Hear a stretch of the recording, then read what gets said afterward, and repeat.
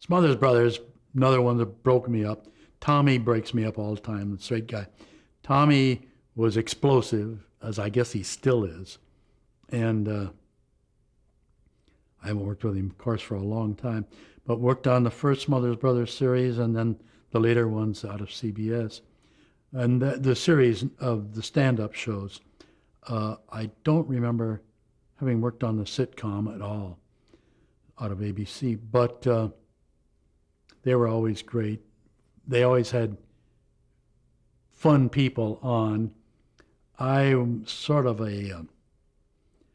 I guess at that time I was in my reactionary, having come out of the war as an officer. I guess I was pretty reactionary and couldn't quite handle all of the pot jokes. And now I live in pot country.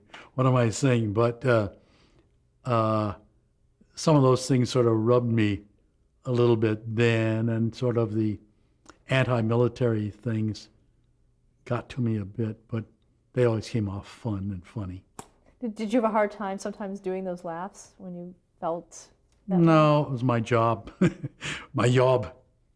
No, I could stay with it. Were you aware of all the friction between Tommy and CBS? Yeah, it. Tommy came in quite often. In fact, I have 3 Tommy yo-yos in my collection. He came in quite a few times when we did the CBS one, and you could tell that we were in big trouble. You know, it was Tommy's pretty outspoken. Yeah, but he's funny.